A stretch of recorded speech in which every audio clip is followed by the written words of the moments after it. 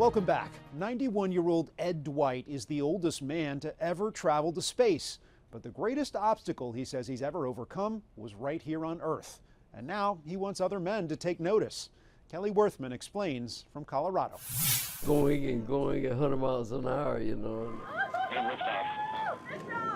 Actually, just 6 months ago, Ed Dwight was going more than 2,000 miles an hour as he rocketed into space. And it's the most beautiful thing you've ever seen when you start looking down at the Earth. Oh. It was a historic journey for the now 91-year-old astronaut. The launch also marking nearly 1 year since he was diagnosed with prostate cancer. I was pretty knocked off my feet. What in the world? How did that happen?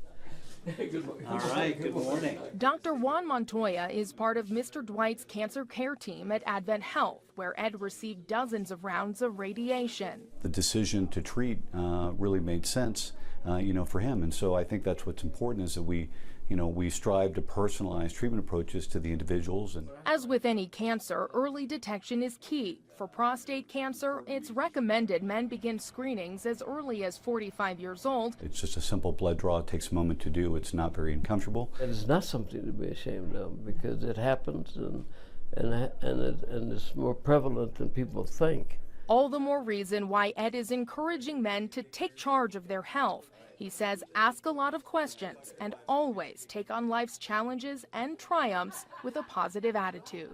Kelly Worthman, CBS News, Denver.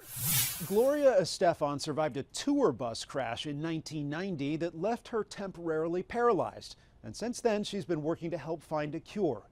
The queen of Latin pop didn't let that accident slow down her career. Estefan has sold more than 100 million records worldwide, won 8 Grammy Awards, and received the Presidential Medal of Freedom and a Kennedy Center honor. Last year, she became the first Hispanic woman to be inducted into the Songwriters Hall of Fame. Estefan is using all her success to help fund her cause, donating more than $42 million to paralysis research efforts. You know, I just feel so blessed. I want to be a part of this cure. The singer works with the Miami Project, a research center looking for therapeutic strategies for spinal cord and traumatic brain injuries.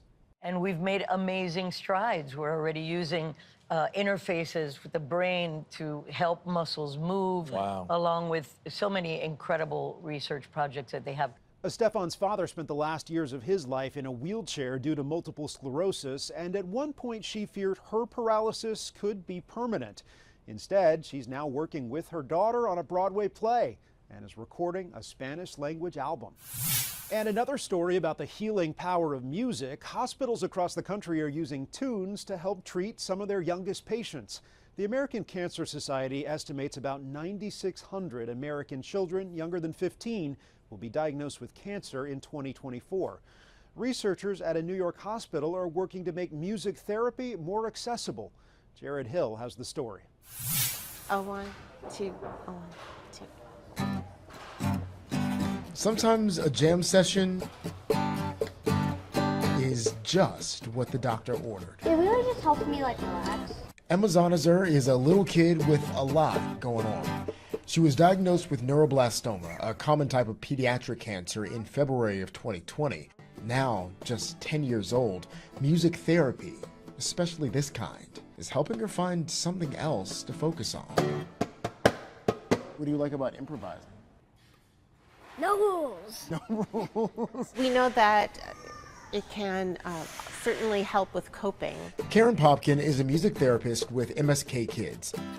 At the New York City Hospital, she and other music therapists mix in a dose of melody to the medicine for pediatric patients.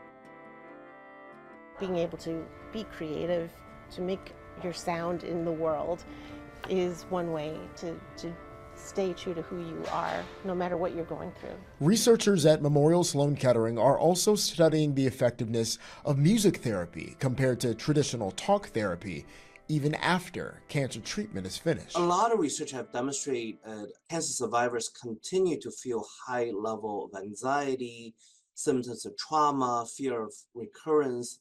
Those psychological symptoms are not adequately managed. They think the universal nature of music can help people who may not be interested in talking out their feelings. They also hope this research leads to more insurance coverage for music therapy. I like doing it with another person, like feeling the flow of the music. Composing more moments like this. Jared Hill, CBS News, New York. Yeah. Music that heals the soul and helps the body. That's this week's Eye on Health. I'm Bradley Blackburn. Thanks for joining us, and be well.